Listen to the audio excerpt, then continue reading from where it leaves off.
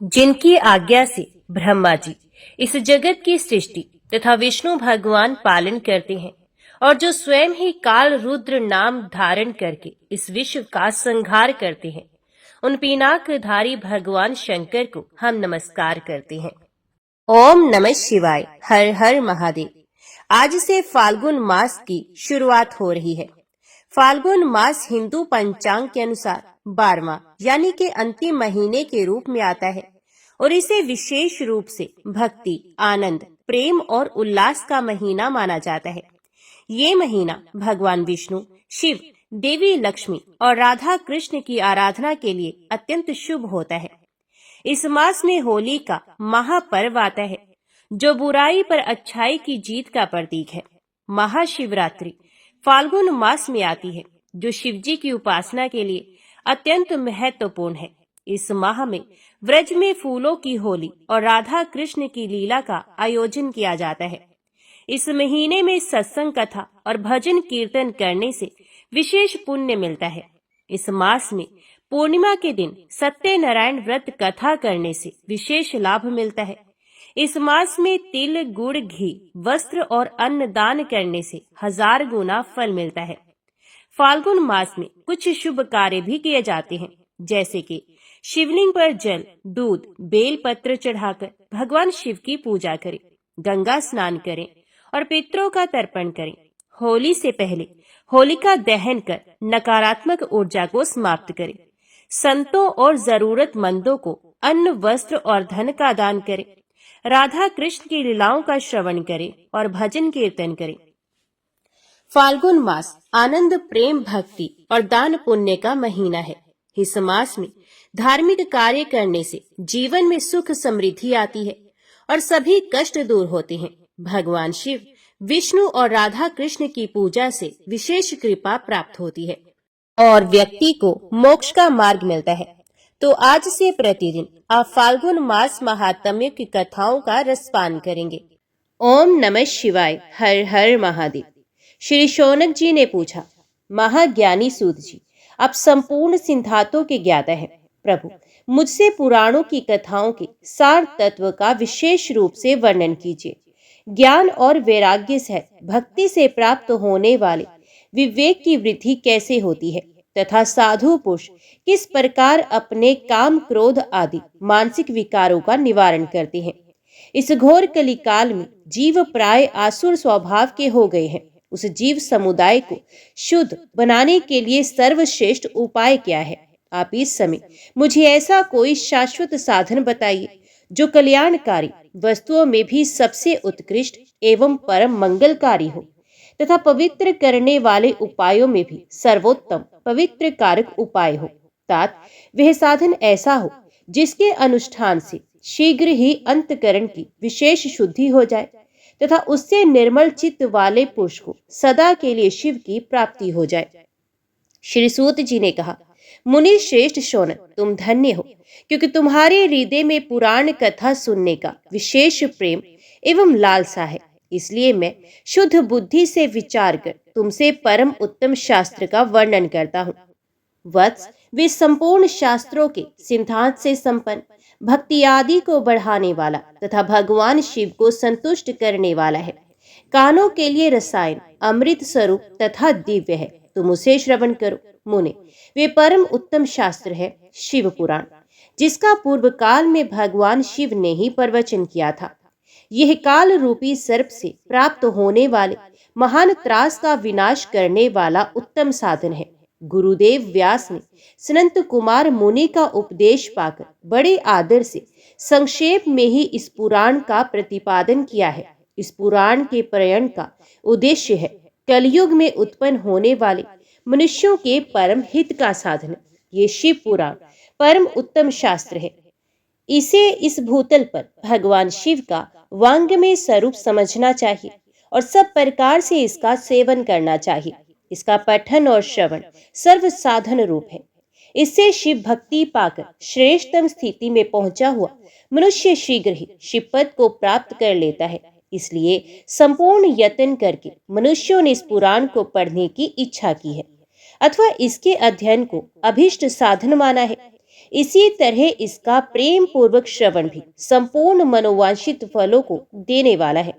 भगवान शिव की इस पुराण को सुनने से मनुष्य सब पापों से मुक्त हो जाता है तथा इस जीवन में बड़े बड़े उत्कृष्ट भोगों का उपभोग करके अंत में शिवलोक को प्राप्त कर लेता है। यह शिव पुराण नामक ग्रंथ 24,000 श्लोकों से युक्त है। इसकी 7 संहिताएं हैं, तो मनुष्यों को चाहिए कि वे भक्ति, ज्ञान और वैराग्य से संपन्न हो बड़े आदर से इसका श्रवण करें। 7 संहिताओं से युक्त ये दिव्य शिव पुराण पर ब्रह्म परमात्मा के समान विराजमान है और सबसे उत्कृष्ट गति प्रदान करने वाला है। जो निरंतर अनुसंधान पूर्वक इस शिव पुराण को बांचता है अथवा नित्य प्रेम पूर्वक इसका पाठ मात्र करता है, वे पुण्यात्मा है, इसमें संशय नहीं है। जो उत्तम बुद्धि वाला पुरुष अंत काल में भक्ति पूर्वक इस पुराण को सुनता है, उस पर अत्यंत प्रसन्न हो भगवान महेश्वर उसे अपना धाम प्रदान करते हैं। जो प्रतिदिन आदर पूर्वक इस शिव पुराण का पूजन करता है, वह इस संसार में संपूर्ण भोगों को भोगकर अंत में भगवान शिव के पद को प्राप्त कर लेता है। जो प्रतिदिन आलस से रहित हो रेशमी वस्त्र आदि के वेष्टन से इस शिव पुराण का सत्कार करता है, वे सदा सुखी होता है। यह शिव पुराण निर्मल तथा भगवान शिव का सर्वस्व है। जो इहलोक और परलोक में भी सुख चाहता हो, उसे आदर के साथ प्रयत्न पूर्वक इसका सेवन करना चाहिए। यह निर्मल एवं उत्तम शिव पुराण धर्म, अर्थ, काम और मोक्ष रूप चारों पुरुषार्थों को देने वाला है। अतः सदा प्रेम पूर्वक इसका श्रवण एवं विशेष पाठ करना चाहिए। महाभाग सूची, आप धन्य है, परमार्थ तत्व के ज्ञाता है। अपनी कृपया करके हम लोगों को ये बड़ी अद्भुत एवं दिव्य कथा सुनाई है। भूतल पर इस कथा के समान कल्याण का सर्वश्रेष्ठ साधन दूसरा कोई नहीं है। ये बात हमने आज आपकी कृपा से निश्चय पूर्वक समझ ली। सूत जी, कलयुग में इस कथा के द्वारा कौन कौन से पापी शुद्ध होते हैं, उन्हें कृपा पूर्वक बताइए और इस जगत को कृतार्थ कीजिए। श्री शौनक जी के ऐसा पूछने पर सूत जी बोले, मुने, जो मनुष्य पापी, दुराचारी, खल तथा काम क्रोध आदि में निरंतर डूबे रहने वाला है, वे भी इस पुराण के श्रवण पठन से अवश्य ही शुद्ध हो जाते हैं।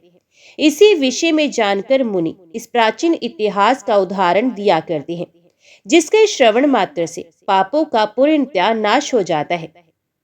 पहले की बात है, कहीं किरातों के नगर में एक ब्राह्मण रहता था, जो ज्ञान में अत्यंत दुर्बल, दरिद्र, रस बेचने वाला तथा वैदिक धर्म से विमुख था।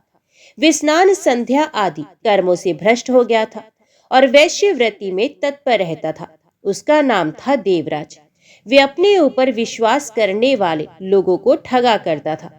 उसने ब्राह्मणों, क्षत्रियों, वैश्यों, शूद्रों तथा दूसरों को भी अनेक बहानों से मारकर उनका धन हड़प लिया था, परंतु उस पापी का थोड़ा सा भी धन कभी धर्म के काम में नहीं लगा था। वे वैश्यगामी तथा सब प्रकार से आचार भ्रष्ट था। एक दिन घूमता घामता वे दैव योग से प्रतिष्ठानपुर झूसी प्रयाग में जा पहुंचा। वहां उसने एक शिवालय देखा, जहां बहुत से साधु महात्मा एकत्रित हुए थे। देवराज उस शिवालय में ठहर गया, किंतु वहां उस ब्राह्मण को ज्वर हो गया। उस ज्वर से उसको बड़ी पीड़ा होने लगी। वहां एक ब्राह्मण देवता शिव पुराण की कथा सुना रहे थे। ज्वर में पड़ा हुआ देवराज ब्राह्मण के मुखार विंद से निकली हुई उस शिव कथा को निरंतर सुनता रहा। 1 मास के बाद वह ज्वर से अत्यंत पीड़ित होकर चल बसा। यमराज के दूत आए और उसे पाशों से बांधकर बलपूर्वक यमपुरी में ले गए। इतने में ही शिवलोक से भगवान शिव के पार्षद गण आ गए। उनके गौर अंग कर्पूर के समान उज्जवल थे, हाथ त्रिशूल से सुशोभित हो रहे थे। उनके संपूर्ण अंग भस्म से उद्भासित थे और रुद्राक्ष की मालाएं उनके शरीर की शोभा बढ़ा रही थी। वे सब के सब क्रोधपूर्वक यमपुरी में गए और यमराज के दूतों को मार पीट कर बारंबार धमकाकर उन्होंने देवराज को उनके चंगुल से छुड़ा लिया और अत्यंत अद्भुत विमान पर बिठाकर जब वे शिवदूत कैलाश जाने को उद्यत हुए, उस समय यमपुरी में बड़ा भारी कोलाहल मच गया। उस कोलाहल को सुनकर धर्मराज अपने भवन से बाहर आए। साक्षात दूसरे रुद्रों के समान प्रतीत होने वाले उन चारों दूतों को देखकर धर्मज्ञ धर्मराज ने उनका विधि पूर्वक पूजन किया और ज्ञान दृष्टि से देखकर सारा वृत्तांत जान लिया। उन्होंने भय के कारण भगवान शिव के उन महात्मा दूतों से कोई बात नहीं पूछी, उल्टे उन सबकी पूजा एवं प्रार्थना की। तत्पश्चात वे शिवदूत कैलाश को चले गए और वहां पहुंचकर उन्होंने उस ब्राह्मण को दया सागर सांब शिव के हाथों में दे दिया। शौनक जी ने कहा, महाभाग सूत जी, आप सर्वज्ञ हैं। महामते, आपके कृपा प्रसाद से मैं बारंबार कृतार्थ हुआ। इस इतिहास को सुनकर मेरा मन अत्यंत आनंद में निमग्न हो रहा है। अतः अब भगवान शिव में प्रेम बढ़ाने वाली शिव संबंधिनी दूसरी कथा को भी कहिए। श्री सूत जी बोले, शौनक सुनो, मैं तुम्हारे सामने गोपनीय कथा वस्तु का भी वर्णन करूंगा, क्योंकि तुम शिव भक्तों में अग्रगण्य तथा वेद वेत्ताओं में श्रेष्ठ हो। समुद्र के निकटवर्ती प्रदेश में एक वाशकल नामक ग्राम है, जहाँ वैदिक धर्म से विमुख महापापी द्विज निवास करते हैं। वे सब के सब बड़े दुष्ट हैं। उनका मन दूषित विषय भोगों में ही लगा रहता है। वे ना देवताओं पर विश्वास करते हैं, ना भाग्य पर। वे सभी कुटिल वृत्ति वाले हैं, किसानी करते और भांति भांति के घातक अस्त्र शस्त्र रखते हैं। वे व्यभिचारी और खल हैं। ज्ञान वैराग्य तथा सद्धर्म का सेवन ही मनुष्यों के लिए परम पुरुषार्थ है। इस बात को वे बिल्कुल नहीं जानते हैं। वे सभी पशु बुद्धि वाले हैं। जहाँ के द्विज ऐसे हों, वहाँ के अन्य वर्णों के विषय में क्या कहा जाए। अन्य वर्णों के लोग भी उन्हीं की भांति कुत्सित विचार रखने वाले स्वधर्म विमुख एवं खल है। वे सदा कुकर्म में लगे रहते और नित्य विषय भोगों में ही डूबे रहती हैं। वहां की सब स्त्रियां भी कुटिल स्वभाव की, स्वेच्छाचारिणी, पापासक्त, कुत्सित विचार वाली और व्यभिचारिणी हैं। वे सद्व्यवहार तथा सदाचार से सर्वथा शून्य हैं। इस प्रकार वहां दुष्टों का ही निवास है। उस वाशकल नामक ग्राम में किसी समय एक बिंदुक नामधारी ब्राह्मण रहता था। ये बड़ा अधम था, दुरात्मा और महापापी था। यद्यपि उसकी स्त्री बड़ी सुंदरी थी, तो भी वे कुमार्ग पर ही चलता था। उसकी पत्नी का नाम था चंचुला। वे सदा उत्तम धर्म के पालन में लगी रहती थी, तो भी उसे छोड़कर वे दुष्ट ब्राह्मण वैश्यगामी हो गया था। इस तरह कुकर्म में लगे हुए उस बिंदु के बहुत वर्ष व्यतीत हो गए। उसकी स्त्री चंचुला काम से पीड़ित होने पर भी स्वधर्म नाश के भय से कलेश सहकर भी दीर्घ काल तक धर्म से भ्रष्ट नहीं हुई, परंतु दुराचारी पति के आचरण से प्रभावित हो आगे चलकर वह स्त्री भी दुराचारिणी हो गई। इस तरह दुराचार में डूबे हुए उन मूढ़ चित्त वाले पति पत्नी का बहुत सा समय व्यर्थ बीत गया। तदंतर शूद्र जातीय वैश्य का पति बना हुआ विदूषित बुद्धि वाला दुष्ट ब्राह्मण बिंदु समय अनुसार मृत्यु को प्राप्त हो नरक में जा पड़ा। बहुत दिनों तक नरक के दुख भोगकर वह मूढ़ बुद्धि पापी विंध्य पर्वत पर भयंकर पिशाच हुआ। इधर उस दुराचारी पति बिंदु के मर जाने पर वे मूढ़ हृदया चंचुला बहुत समय तक पुत्रों के साथ अपने घर में ही रही। एक दिन दैवयोग से किसी पुण्य पर्व के आने पर वह स्त्री भाई बंधुओं के साथ गोकर्ण क्षेत्र में गई। तीर्थयात्रियों के संग से उसने भी उस समय जाकर किसी तीर्थ के जल में स्नान किया। फिर वह साधारणतः मेला देखने की दृष्टि से बंधुजनों के साथ यत्र तत्र घूमने लगी। घूमती घामती किसी देव मंदिर में गई और वहां उसने एक देवज्ञ ब्राह्मण के मुख से भगवान शिव की परम पवित्र एवं मंगलकारिणी उत्तम पौराणिक कथा सुनी। कथावाचक ब्राह्मण कह रहे थे कि जो स्त्रियां परपुरुषों के साथ व्यभिचार करती हैं, वे मरने के बाद जब यमलोक में जाती हैं, तब यमराज के दूत उनकी योनि में तपे हुए लोहे का परिग डालते हैं। पौराणिक ब्राह्मण के मुख से ये वैराग्य बढ़ाने वाली कथा सुनकर चंचुला भय से व्याकुल होकर कांपने लगी। जब कथा समाप्त हुई और सुनने वाले सब लोग वहां से बाहर चले गए, तब भयभीत नारी एकांत में शिव पुराण की कथा बांचने वाले उन ब्राह्मण देवता से बोली। चंचुला ने कहा, हे ब्राह्मण, मैं अपने धर्म को नहीं जानती थी, इसलिए मेरे द्वारा बड़ा दुराचार हुआ है। स्वामी, मेरे ऊपर अनुपम कृपा करके आप मेरा उद्धार कीजिए। आज आपके वैराग्य रस से ओतप्रोत इस प्रवचन को सुनकर मुझे बड़ा भय लग रहा है। मैं कांप उठी हूँ और मुझे इस संसार से वैराग्य हो गया है। मुझे मूढ़ चित्त वाली पापिनी को धिक्कार है। मैं सर्वथा निंदा के योग्य हूँ, कुत्सित विषयों में फंसी हुई हूँ और अपने धर्म से विमुख हो गई हूँ। हाय, ना जाने किस किस घोर कष्टदायक दुर्गति में मुझे पड़ना पड़ेगा और वहां कौन बुद्धिमान पुरुष कुमार्ग में मन लगाने वाली मुझ पापिनी का साथ देगा। मृत्यु काल में उन भयंकर यमदूतों को मैं कैसे देखूंगी जब वे बलपूर्वक मेरे गले में फंदे डालकर मुझे बांधेंगे। तब मैं कैसे धीरज धारण कर सकूंगी।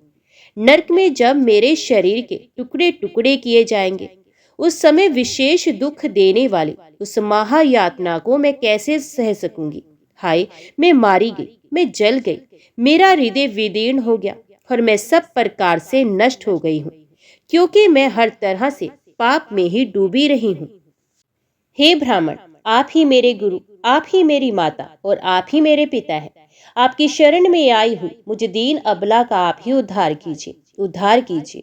सूजी कहते हैं, शौनक, इस प्रकार खेद और वैराग्य से युक्त हुई चंचुला ब्राह्मण देवता के दोनों चरणों में गिर पड़ी। तब उन बुद्धिमान ब्राह्मण ने कृपा पूर्वक उसे उठाया और इस प्रकार कहा, नारी, सौभाग्य की बात है कि भगवान शंकर की कृपा से शिव पुराण की इस वैराग्य युक्त कथा को सुनकर तुम्हें समय पर चेत हो गया है। ब्राह्मण पत्नी, तुम डरो मत, भगवान शिव की शरण में जाओ। शिव की कृपा से सारा पाप तत्काल नष्ट हो जाता है। मैं तुमसे भगवान शिव की कीर्ति कथा से युक्त उस परम वस्तु का वर्णन करूंगा, जिससे तुम्हें सदा सुख देने वाली उत्तम गति प्राप्त होगी। शिव की उत्तम कथा सुनने से ही तुम्हारी बुद्धि इस तरह पश्चाताप से युक्त एवं शुद्ध हो गई है। साथ ही तुम्हारे मन में विश्व के प्रति वैराग्य हो गया है।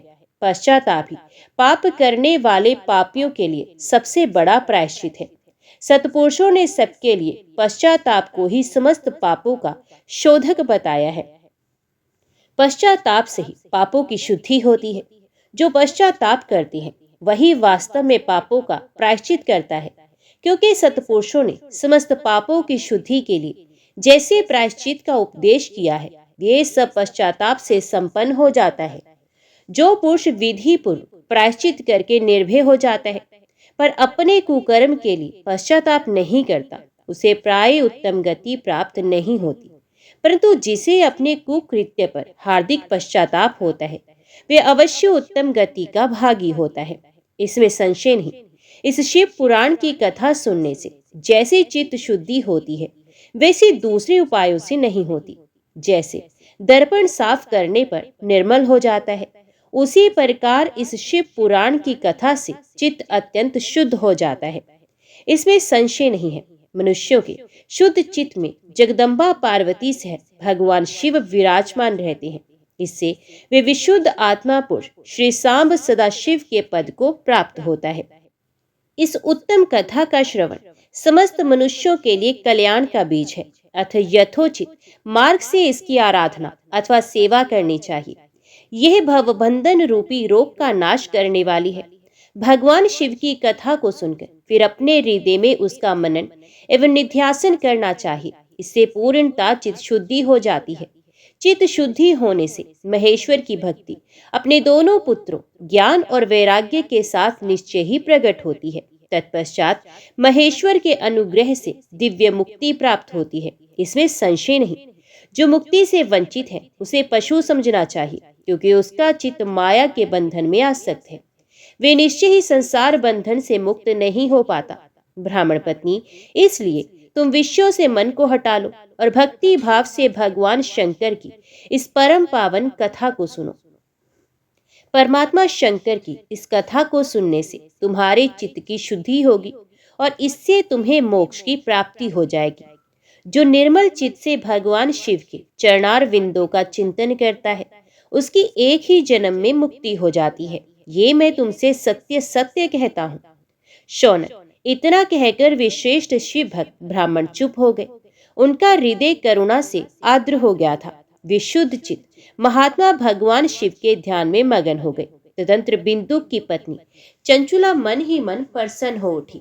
ब्राह्मण का उक्त उपदेश सुनकर उसके नेत्रों में आनंद के आंसू छलक आए थे। ये ब्राह्मण पत्नी चंचुला हर्ष भरे हृदय से उन श्रेष्ठ ब्राह्मण की दोनों चरणों में गिर पड़ी और हाथ जोड़कर बोली, मैं कृतार्थ हो गई। तत्पश्चात उठकर वैराग्य युक्त उत्तम बुद्धि वाली वह स्त्री जो अपने पापों के कारण आतंकित थी, उन महान शिव भक्त ब्राह्मण से हाथ जोड़कर गदगद वाणी में बोली। चंचुला ने कहा, ब्राह्मण, शिव भक्तों में श्रेष्ठ स्वामी, आप धन्य हैं, परमार्थदर्शी हैं और सदा परोपकार में लगे रहते हैं, इसलिए श्रेष्ठ साधु पुरुषों में प्रशंसा के योग्य हैं। साधु, मैं नर्क के समुद्र में गिर रही हूँ, आप मेरा उद्धार कीजिए, उद्धार कीजिए। पौराणिक अर्थ तत्व से संपन्न जिस सुंदर शिव पुराण की कथा को सुनकर मेरे मन में संपूर्ण विश्व से वैराग्य उत्पन्न हो गया, उसी इस शिव पुराण को सुनने के लिए इस समय मेरे मन में बड़ी श्रद्धा हो रही है। सूत जी कहते हैं, ऐसा कहकर हाथ जोड़ उनका अनुग्रह पाकर चंचुला उस शिव पुराण की कथा को सुनने की इच्छा मन में लिए उन ब्राह्मण देवता की सेवा में तत्पर होकर वहीं रहने लगी। तदंतर शिव भक्तों में श्रेष्ठ और शुद्ध बुद्धि वाले उन ब्राह्मण देव ने उसी स्थान पर उसी स्त्री को शिव पुराण की उत्तम कथा सुनाई। इस प्रकार उस गोकर्ण नामक महाक्षेत्र में उन्हीं श्रेष्ठ ब्राह्मण से उसने शिव पुराण की वह परम उत्तम कथा सुनी जो भक्ति, ज्ञान और वैराग्य को बढ़ाने वाली तथा मुक्ति देने वाली है। उस परम उत्तम कथा को सुनकर वे ब्राह्मण पत्नी अत्यंत कृतार्थ हो गई। उसका चित्त शीघ्र ही शुद्ध हो गया। फिर भगवान शिव के अनुग्रह से उसके हृदय में शिव के सगुण रूप का चिंतन होने लगा। इस प्रकार उसने भगवान शिव में लगी रहने वाली उत्तम बुद्धि पाकर शिव के सच्चिदानंदमय स्वरूप का बारंबार चिंतन आरंभ किया। तत्पश्चात समय के पूरे होने पर भक्ति, ज्ञान और वैराग्य से युक्त हुई चंचुला ने अपने शरीर को बिना किसी कष्ट के त्याग दिया। इतने में ही त्रिपुर शत्रु भगवान शिव का भेजा हुआ एक दिव्य विमान द्रुत गति से वहां पहुंचा, जो उनके अपने गणों से संयुक्त और भांति भांति के शोभा साधनों से संपन्न था। चंचुला उस विमान पर आरूढ़ हुई और भगवान शिव के श्रेष्ठ पार्षदों ने उसे तत्काल शिवपुरी में पहुंचा दिया। उसके सारे मल धुल गए थे। वे दिव्य रूप धारिणी दिव्यांगना हो गई थी। उसके दिव्य अवयव उसकी शोभा बढ़ाते थे। मस्तक पर अर्धचंद्र का मुकुट धारण किए वे गौरांगी देवी शोभाशाली दिव्य आभूषणों से विभूषित थी। शिवपुरी में पहुंचकर उसने सनातन देवता त्रिनेत्रधारी महादेव जी को देखा। सभी मुख्य मुख्य देवता उनकी सेवा में खड़े थे। गणेश, भृंगी, नंदीश्वर तथा वीरभद्रेश्वर आदि उनकी सेवा में उत्तम भक्ति भाव से उपस्थित थे।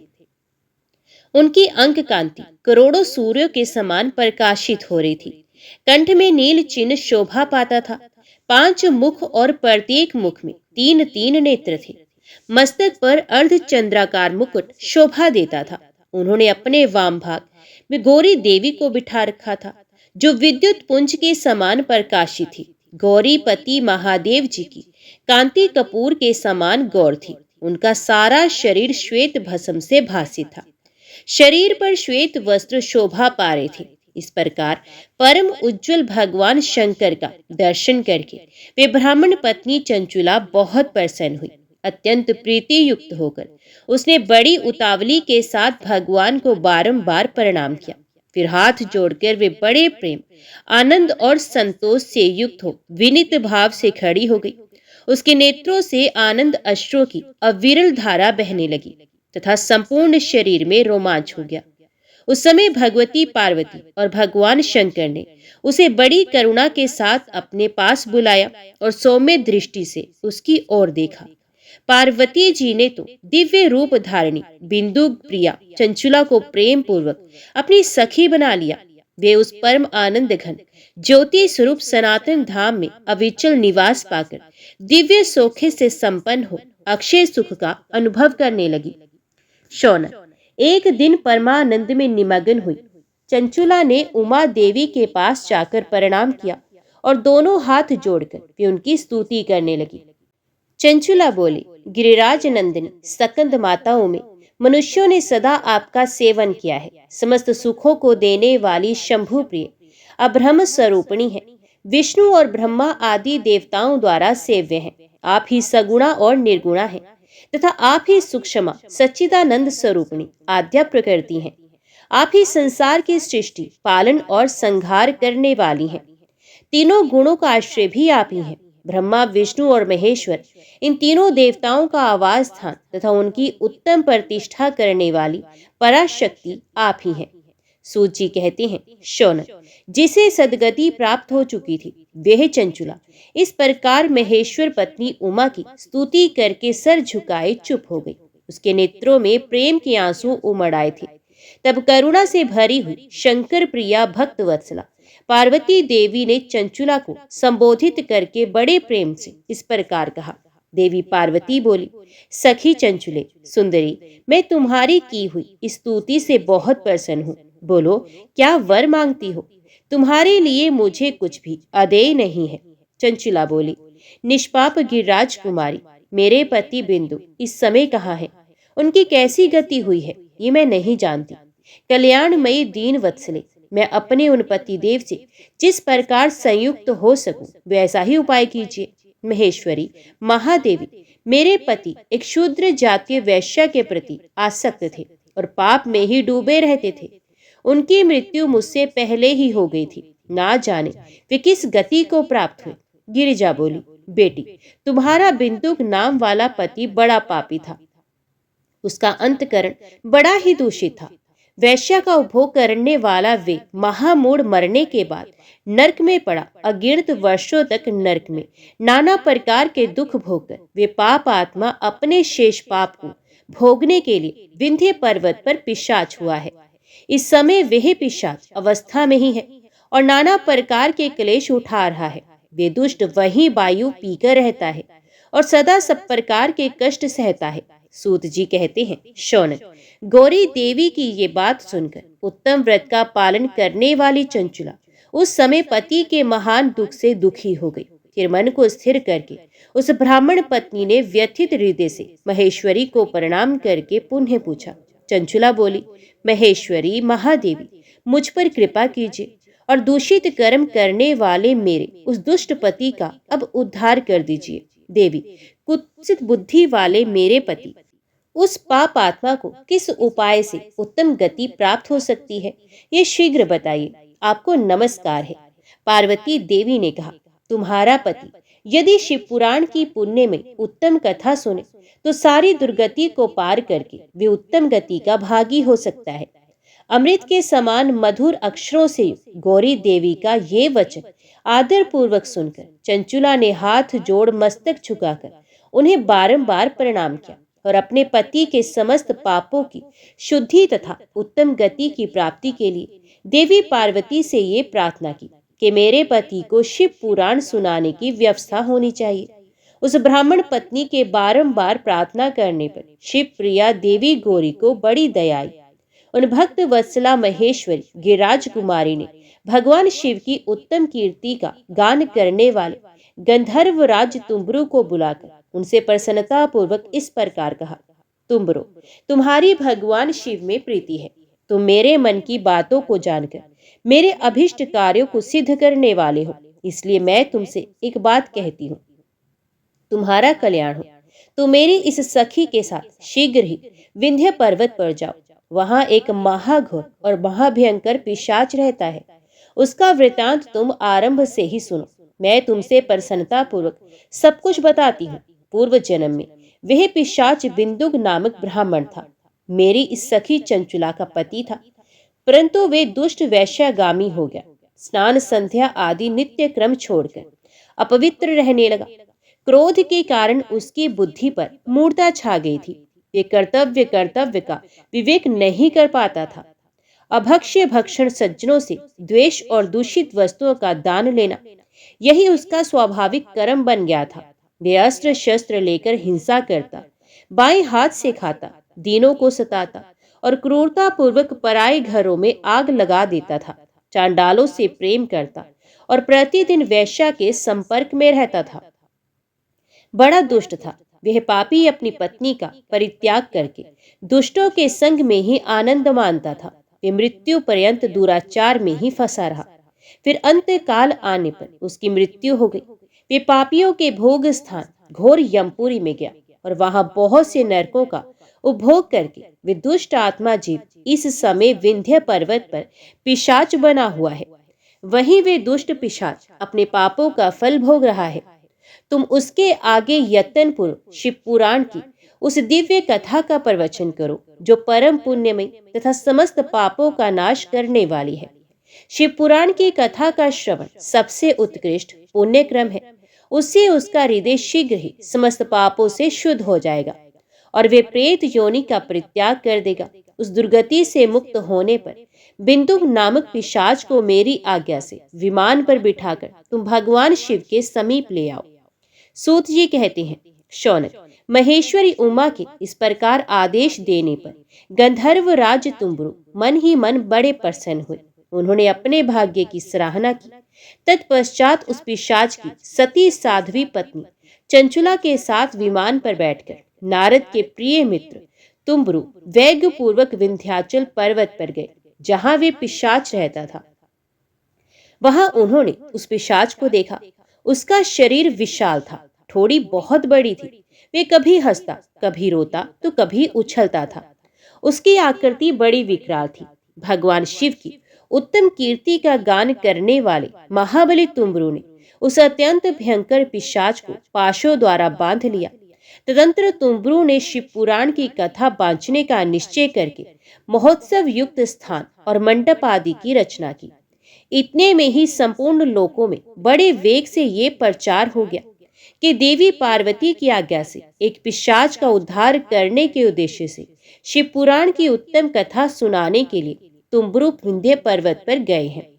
फिर तो उस कथा को सुनने के लोभ से बहुत से देव ऋषि भी शीघ्र ही वहां आ पहुंचे। आदर पूर्वक शिव पुराण सुनने के लिए आए हुए लोगों का उस पर्वत पर बड़ा अद्भुत और कल्याणकारी समाज जुट गया। फिर तुम्बरु ने उस पिशाच को पाशों से बांधकर आसन पर बिठाया और हाथ में वीणा लेकर गौरी पति की कथा का गान आरंभ किया।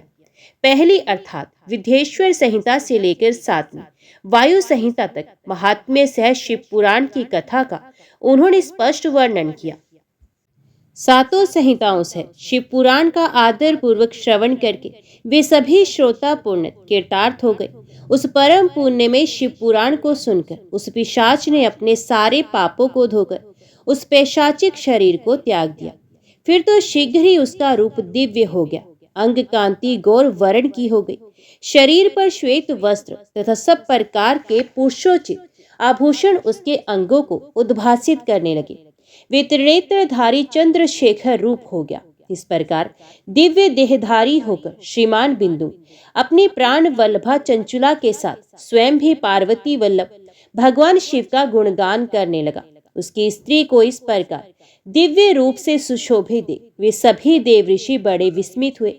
उनका चित्त परम आनंद से परिपूर्ण हो गया। भगवान महेश्वर का वह अद्भुत चरित्र सुनकर वे सभी श्रोता परम कीर्तार्थ हो प्रेम पूर्वक श्री शिव का यशोगान करते हुए अपने अपने धाम को चले गए।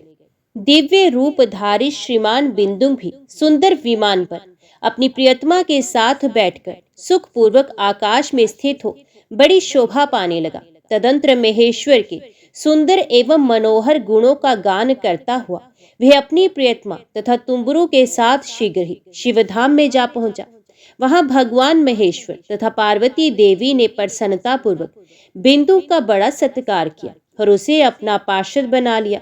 उसकी पत्नी चंचुला पार्वती जी की सखी हो गई। उस घनीभूत ज्योति स्वरूप परम आनंदमय सनातन धाम में अविचल निवास पाकर वे दोनों दंपति परम सुखी हो गए। शौनक जी कहते हैं, महाप्राज्ञ व्यास शिष्य सूत जी, आपको नमस्कार है। आप धन्य हैं, शिव भक्तों में श्रेष्ठ हैं। आपके महान गुण वर्णन करने योग्य हैं। अब आप कल्याण में शिव पुराण के श्रवण की विधि बताइए, जिससे सभी श्रोताओं को संपूर्ण उत्तम फल की प्राप्ति हो सके। सूत जी ने कहा, मुने शौनक, अब मैं तुम्हें संपूर्ण फल की प्राप्ति के लिए शिव पुराण के श्रवण की विधि बता रहा हूँ। पहले किसी ज्योतिषी को बुलाकर दान मान से संतुष्ट करके अपने सहयोगी लोगों के साथ बैठकर बिना किसी विघ्न बाधा के कथा की समाप्ति होने के उद्देश्य से शुद्ध मुहूर्त का अनुसंधान कराएं और प्रयत्न पूर्वक देश देश में स्थान स्थान पर यह संदेश भेजें कि हमारे यहाँ शिव पुराण की कथा होने वाली है। अपने कल्याण की इच्छा रखने वाले लोगों को उसे सुनने के लिए अवश्य पधारना चाहिए। कुछ लोग भगवान श्री हरि की कथा से बहुत दूर पड़ गए हैं। कितने ही स्त्री शूद्र आदि भगवान शंकर के कथा कीर्तन से वंचित रहते हैं। उन सबको भी सूचना हो जाए, ऐसा प्रबंध करना चाहिए। देश देश में जो भगवान शिव के भक्त हों तथा शिव कथा के कीर्तन और श्रवण के लिए उत्सुक हों, उन सबको आदर पूर्वक बुलवाना चाहिए और आए हुए लोगों का सब प्रकार से आदर सत्कार करना चाहिए। शिव मंदिर में, तीर्थ में, वन प्रांत में अथवा घर में शिव पुराण की कथा सुनने के लिए उत्तम स्थान का निर्माण करना चाहिए। केले के खंभों से सुशोभित एक ऊंचा कथा मंडप तैयार कराएं। उसे सब और फल पुष्प आदि से तथा सुंदर चदोवों से अलंकृत करें और चारों ओर ध्वजा पताका लगाकर तरह तरह के सामानों से सजाकर सुंदर शोभा संपन्न बना दे। भगवान शिव के प्रति सब प्रकार से उत्तम भक्ति करनी चाहिए। वही सब तरह से आनंद का विधान करने वाली है। परमात्मा भगवान शंकर के लिए दिव्य आसन का निर्माण करना चाहिए तथा कथा वाचक के लिए भी एक ऐसा दिव्य आसन बनाना चाहिए जो उनके लिए सुखद हो सके। मुने नियम पूर्वक कथा सुनने वाले श्रोताओं के लिए भी यथा योग्य सुंदर स्थानों की व्यवस्था करनी चाहिए। अन्य लोगों के लिए साधारण स्थान ही रखना चाहिए, जिसके मुख से निकली हुई वाणी देहधारियों के लिए कामधेनु के समान अभिष्ट फल देने वाली होती है। उस पुराण वेता विद्वान वक्ता के प्रति तुच्छ बुद्धि कभी नहीं करनी चाहिए। संसार में जन्म तथा गुणों के कारण बहुत से गुरु होते हैं, परंतु उन सब में पुराणों का ज्ञाता विद्वान ही परम गुरु माना गया है। पुराण वेत्ता पवित्र, दक्ष, शांत, ईर्ष्या पर विजय पाने वाला, साधु और दयालु होना चाहिए।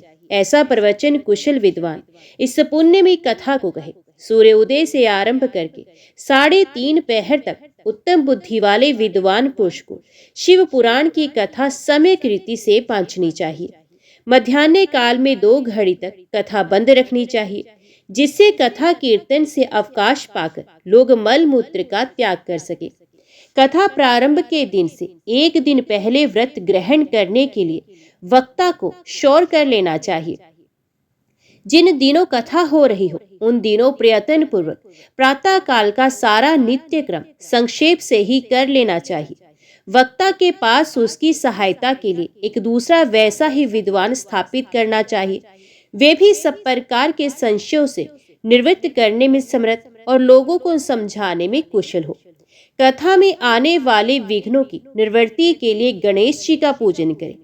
कथा के स्वामी भगवान शिव की तथा विशेष शिव पुराण की पुस्तक की भक्तिभाव से पूजा करें।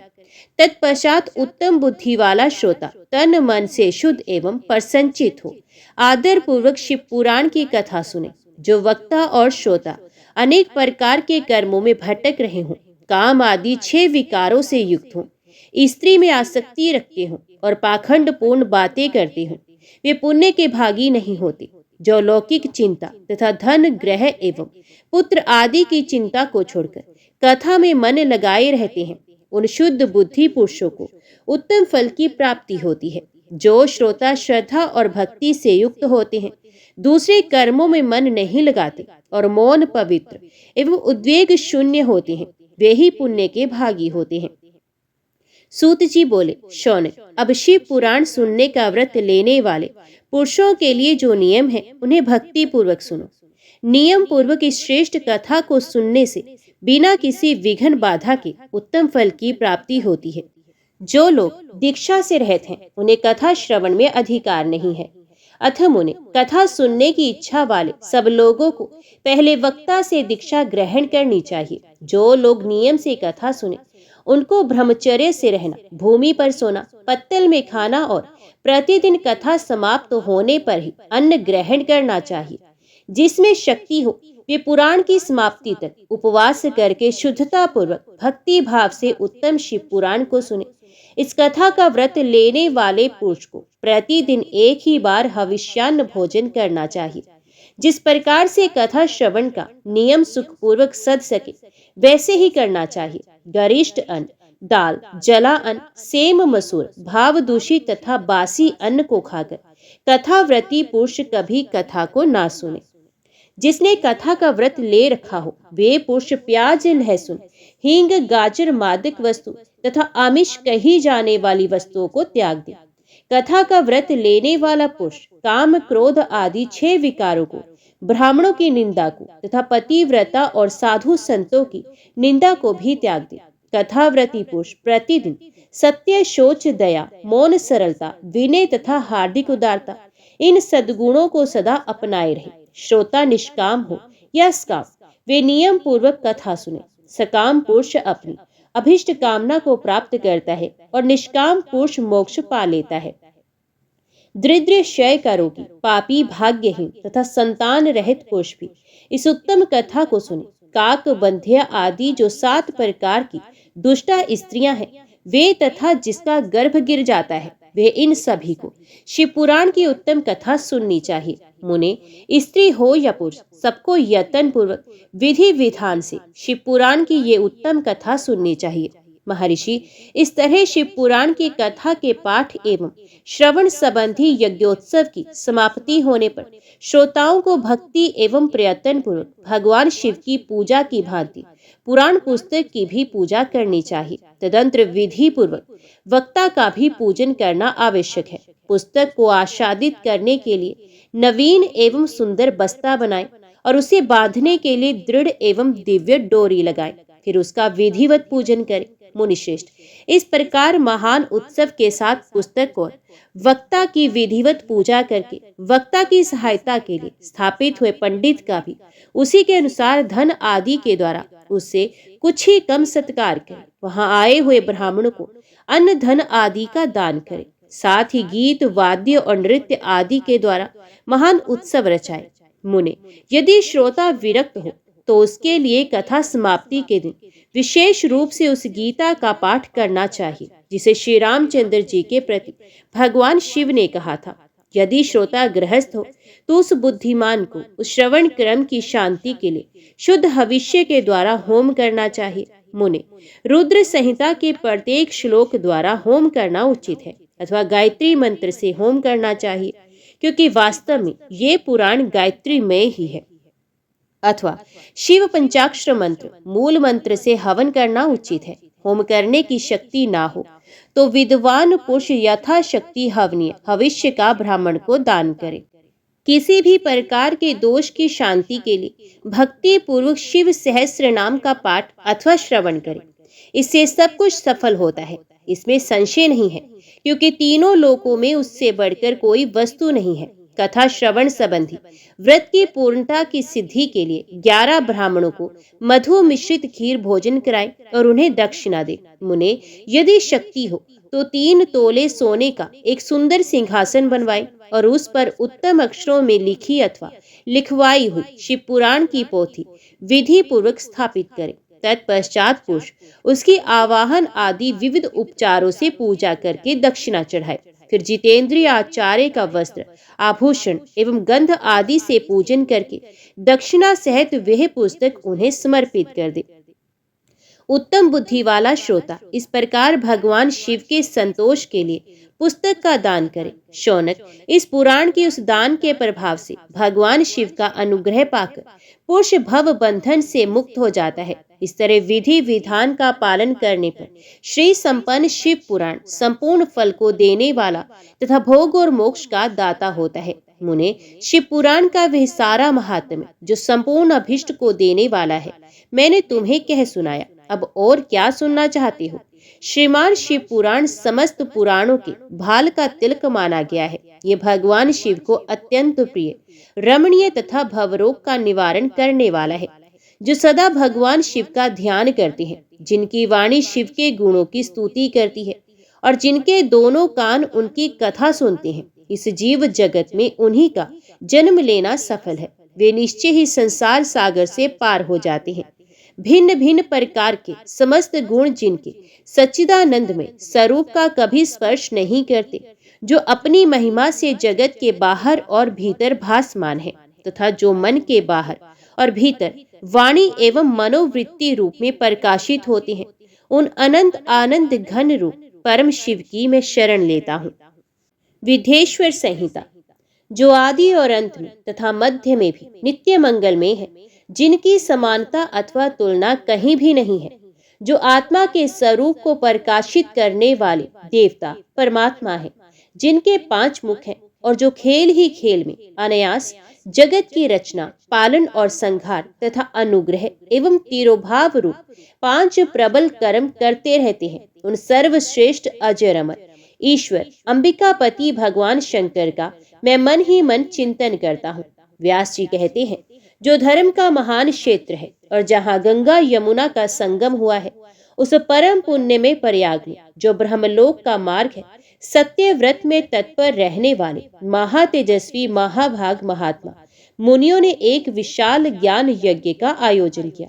उस ज्ञान यज्ञ का समाचार सुनकर पौराणिक शिरोमणि व्यास शिष्य महामुनि सूत जी वहां मुनियों का दर्शन करने के लिए आए। सूत जी को आते देख वे सब मुनि उस समय हर्ष से खिल उठे और अत्यंत प्रसन्न चित्त से उन्होंने उनका विधिवत स्वागत सत्कार किया। तत्पश्चात उन प्रसन्न महात्माओं ने उनकी विधिवत स्तुति करके विनय पूर्वक हाथ जोड़कर उनसे इस प्रकार कहा, सर्वज्ञ विद्वान रोमहर्षण जी, आपका भाग्य बड़ा भारी है। इसी से आपने व्यास जी के मुख से अपनी प्रसन्नता के लिए ही संपूर्ण पुराण विद्या प्राप्त की, इसलिए आप आश्चर्य स्वरूप कथाओं के भंडार हैं। ठीक उसी तरह जैसे रत्नाकर समुद्र बड़े बड़े सारभूत रत्नों का आगार है, तीनों लोकों में भूत वर्तमान और भविष्य तथा और भी जो कोई वस्तु है वे आपसे अज्ञात नहीं है। आप हमारे सौभाग्य से इस यज्ञ का दर्शन करने के लिए यहाँ पधार गए हैं और इसी व्यास से हमारा कुछ कल्याण करने वाले हैं, क्योंकि आपका आगमन निरर्थक नहीं हो सकता। हमने पहले भी आपसे शुभाशुभ तत्व का पूरा वर्णन सुना है, किंतु उससे तृप्ति नहीं होती। हमें उसे सुनने की बारंबार इच्छा होती है। उत्तम बुद्धि वाले सूजी, इस समय हमें एक ही बात सुननी है। यदि आपका अनुग्रह हो तो गोपनीय होने पर भी आप उस विषय का वर्णन करें। घोर कलयुग आने पर मनुष्य पुण्य कर्म से दूर रहेंगे, दुराचार में फंस जाएंगे और सबके सब सत्य भाषण से मुंह फेर लेंगे, दूसरों की निंदा में तत्पर होंगे, पराई धन को हड़प लेने की इच्छा करेंगे, उनका मन पराई स्त्रियों में आसक्त होगा तथा वे दूसरे प्राणियों की हिंसा किया करेंगे, अपने शरीर को ही आत्मा समझेंगे, मूढ़ नास्तिक और पशु बुद्धि रखने वाले होंगे, माता पिता से द्वेष रखेंगे, ब्राह्मण लोभ रूपी ग्रह के ग्रास बन जाएंगे, वेद बेचकर जीविका चलाएंगे, धन का उपार्जन करने के लिए ही विद्या का अभ्यास करेंगे और मद से मोहित रहेंगे, अपनी जाति के कर्म छोड़ देंगे, पराई दूसरों को ठगेंगे, तीनों काल की संध्य उपासना से दूर रहेंगे और ब्रह्म ज्ञान से शून्य होंगे। समस्त क्षत्रिय भी सब धर्म का त्याग करने वाले होंगे, कुसंगी पापी और व्यभिचारी होंगे, उनमें शौर्य का अभाव होगा, वे कुत्सित चौर्य कर्म से जीविका चलाएंगे, शूद्रों का सा बर्ताव करेंगे और उनका चित्त काम का किंकर बना रहेगा।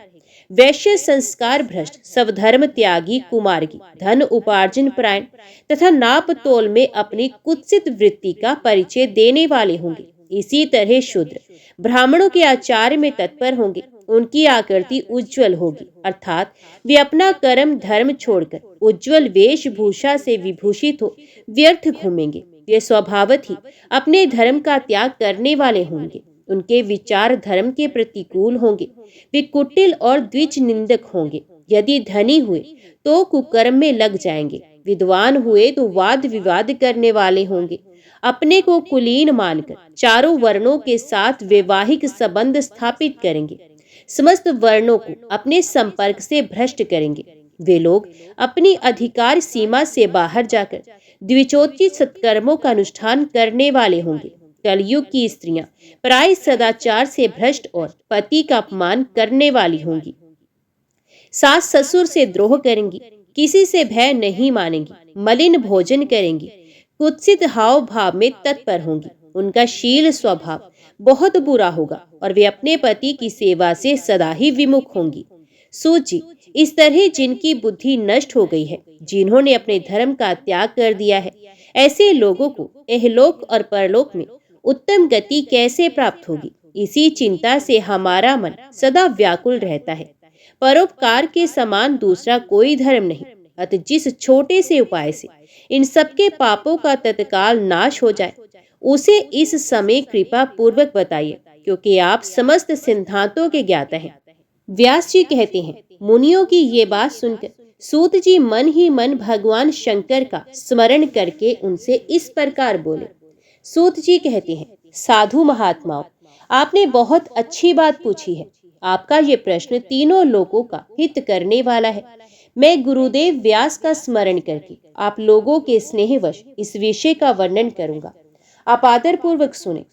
सबसे उत्तम जो शिव पुराण है, वे वेदांत का सार सर्वस्व है तथा वक्ता और श्रोता का समस्त पाप राशियों से उद्धार करने वाला है। इतना ही नहीं, वे परलोक में परमार्थ वस्तु को देने वाला है। कल की कलम राशि का विनाश करने वाला है। उसमें भगवान शिव के उत्तम यश का वर्णन है। ब्राह्मणों, धर्म, अर्थ, काम और मोक्ष, इन चारों पुरुषार्थों को देने वाला वह पुराण सदा ही अपने प्रभाव की दृष्टि से वृद्धि या विस्तार को प्राप्त हो रहा है। विप्रवरो, उस सर्वोत्तम शिव पुराण के अध्ययन मात्र से वे कलयुग के पाप सक्त जीव श्रेष्ठतम गति को प्राप्त हो जाएंगे। कलयुग के महान उत्पात तभी तक जगत में निर्भर होकर विचरेंगे जब तक यहाँ शिव पुराण का उदय नहीं होगा। इसे वेद के तुल्य माना गया है। इस वेद कल्प पुराण का सबसे पहले भगवान शिव ने ही प्रणयन किया था। विदेश्वर संहिता, रुद्र संहिता, विनायक संहिता, उमा संहिता, मातृ संहिता, एकादश रुद्र संहिता, कैलाश संहिता, शतरुद्र संहिता, कोट रुद्र संहिता, सहस्त्र कोट रुद्र संहिता, वाव्य संहिता तथा धर्म संहिता।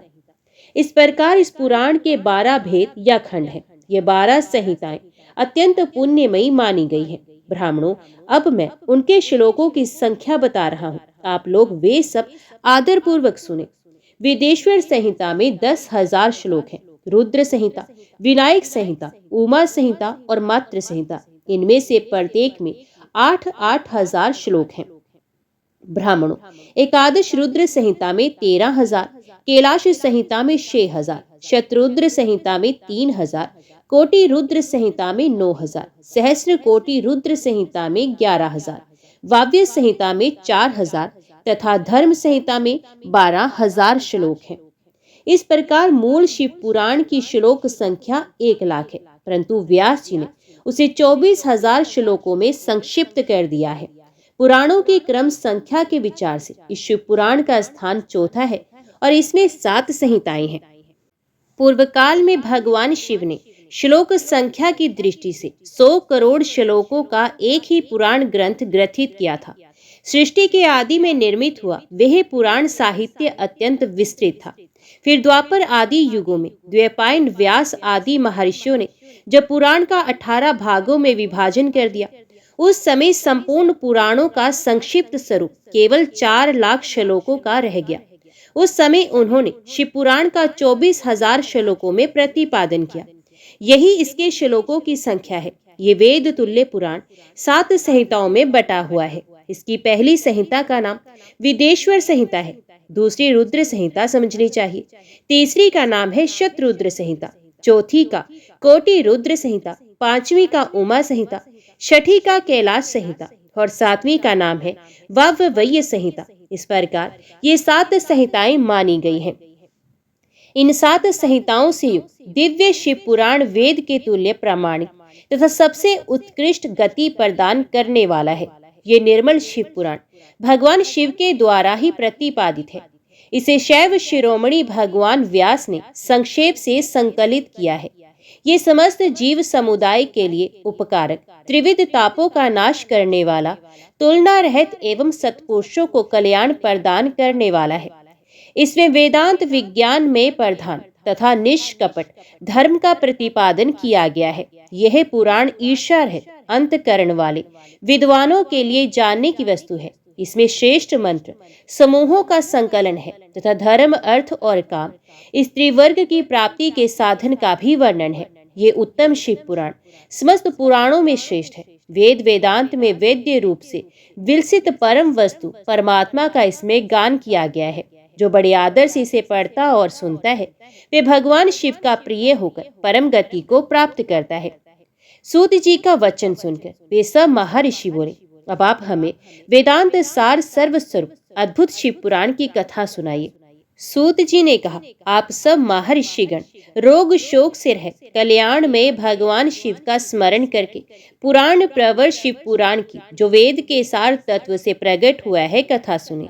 शिव पुराण में भक्ति, ज्ञान और वैराग्य, इन तीनों का प्रीति पूर्वक गान किया गया है और वेदांत वैद्य सद्वस्तु का विशेष रूप से वर्णन है। इस वर्तमान कल्प में जब सृष्टि कर्म आरंभ हुआ था, उन दिनों 6 कुलों के महर्षि परस्पर वाद विवाद करते हुए कहने लगे, अमुक वस्तु सबसे उत्कृष्ट है और अमुक नहीं है। उनके इस विवाद ने अत्यंत महान रूप धारण किया। तब वे सब के सब अपनी शंका के समाधान के लिए सृष्टिकर्ता अविनाशी ब्रह्मा जी के पास गए और हाथ जोड़कर विनय भरी वाणी में बोले, प्रभु, आप संपूर्ण जगत को धारण पोषण करने वाले तथा समस्त कारणों के भी कारण हैं। हम ये जानना चाहते हैं कि संपूर्ण तत्वों से परे परात्पर पुराण पुरुष कौन है। ब्रह्मा जी ने कहा, जहाँ से मन सहत वाणी उन्हें ना पाकर लौटाती है तथा जिनसे ब्रह्मा, विष्णु, रुद्र और इंद्र आदि से युक्त ये संपूर्ण जगत समस्त भूतों एवं इंद्रियों के साथ पहले प्रकट हुआ है, वे ही ये देव, महादेव, सर्वज्ञ एवं संपूर्ण जगत के स्वामी हैं। यही सबसे उत्कृष्ट है। भक्ति से ही इनका साक्षात्कार होता है। दूसरे किसी उपाय से कहीं इनका दर्शन नहीं होता। रुद्र, हरि, हर तथा अन्य देवेश्वर सदा उत्तम भक्ति भाव से उनका दर्शन करना चाहते हैं। भगवान शिव में भक्ति होने से मनुष्य संसार बंधन से मुक्त हो जाता है। देवता की कृपा प्रसाद से उनमें भक्ति होती है और भक्ति से देवता का कृपा प्रसाद प्राप्त होता है। ठीक उसी तरह जैसे यहाँ अंकुर से बीज और बीज से अंकुर पैदा होता है, इसलिए तुम सब ब्रह्मऋषि भगवान शंकर का कृपा प्रसाद प्राप्त करने के लिए भूतल पर जाकर वहां सहस्रों वर्षों तक चालू रहने वाले एक विशाल यज्ञ का आयोजन करो। इन यज्ञपति भगवान शिव की ही कृपा से वेदोक्त विद्या के सारभूत साध्य साधन का ज्ञान होता है। शिवपद की प्राप्ति ही साध्य है, उनकी सेवा ही साधन है तथा उनके प्रसाद से जो नित्य नैमित्तिक आदि फलों की ओर से निष्प्रय होता है, वही साधक है।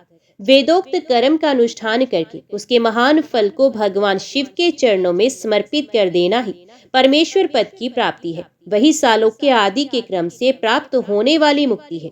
उन पुरुषों की भक्ति के अनुसार उन सबको उत्कृष्ट फल की प्राप्ति होती है। उस भक्ति के साधन अनेक प्रकार के हैं, जिनका साक्षात महेश्वर ने ही प्रतिपादन किया है। उनमें से सारभूत साधन को संक्षिप्त करके मैं बता रहा हूँ। कान से भगवान के नाम, गुण और लीलाओं का श्रवण, वाणी द्वारा उनका कीर्तन तथा मन के द्वारा उनका मनन, इन तीनों का महान साधन कहा गया है। तात्पर्य ये है कि महेश्वर का श्रवण, कीर्तन और मनन करना चाहिए। ये श्रुति का वाक्य हम सबके लिए प्रमाणभूत है। इसी साधन से संपूर्ण मनोरथों की सिद्धि में लगे हुए आप लोग परम साध्य को प्राप्त हो। लोग प्रत्यक्ष वस्तु को आंख से देखकर उसमें परवर्त होते हैं, परंतु जिस वस्तु का कहीं भी प्रत्यक्ष दर्शन नहीं होता, उसे श्रवण इंद्रिय द्वारा जान सुनकर मनुष्य उसकी प्राप्ति के लिए चेष्टा करता है। तो पहला साधन श्रवण ही है। उसके द्वारा गुरु के मुख से तत्व को सुनकर श्रेष्ठ बुद्धि वाला विद्वान पुरुष अन्य साधन कीर्तन एवं मनन की सिद्धि करे। क्रमश मनन पर्यंत इस साधन की अच्छी तरह साधना कर लेने पर उसके द्वारा सालोक्य आदि के क्रम से धीरे धीरे भगवान शिव का संयोग प्राप्त होता है। पहले सारे अंगों के रोग नष्ट हो जाते हैं, फिर सब प्रकार का लौकिक आनंद भी विलीन हो जाता है। भगवान शंकर की पूजा, उनके नामों के जप तथा उनके गुण, रूप, विलास और नामों का युक्ति परायण चित्त के द्वारा जो निरंतर परिशोधन या चिंतन होता है, उसी को मनन कहा गया है। वे महेश्वर की कृपा दृष्टि से उपलब्ध होता है। उसे समस्त श्रेष्ठ साधनों में प्रधान या प्रमुख कहा गया है। सूत जी कहते हैं, मुनीश्वरों, इस साधन का महात्म्य बताने के प्रसंग में मैं आप लोगों के लिए एक प्राचीन वृत्तांत का वर्णन करूंगा। उसे ध्यान देकर आप सुने। पहले की बात है, पराशर मुनि के पुत्र मेरे गुरु व्यास देव जी सरस्वती नदी के सुंदर तट पर तपस्या कर रहे थे। एक दिन सूर्य तुल्य तेजस्वी विमान से यात्रा करते हुए भगवान सनंत कुमार अकस्मात वहां जा पहुंचे।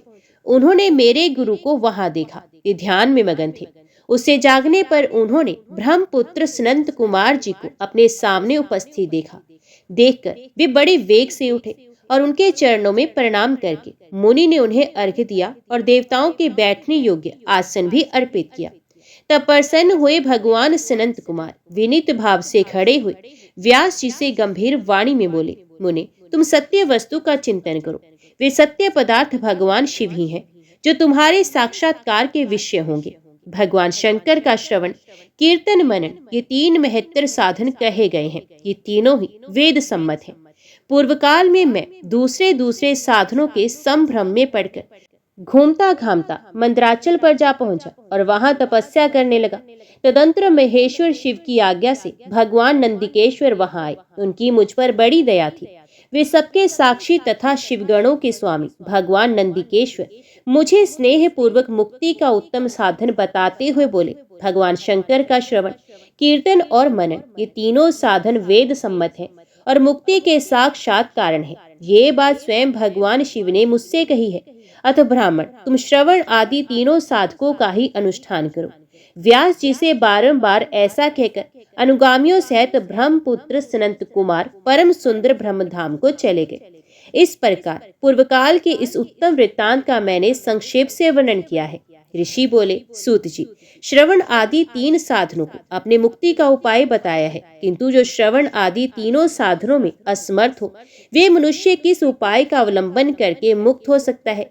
किस साधन भूत कर्म के द्वारा बिना यत्न के ही मोक्ष मिल सकता है? ओम नमः शिवाय। हर हर महादेव।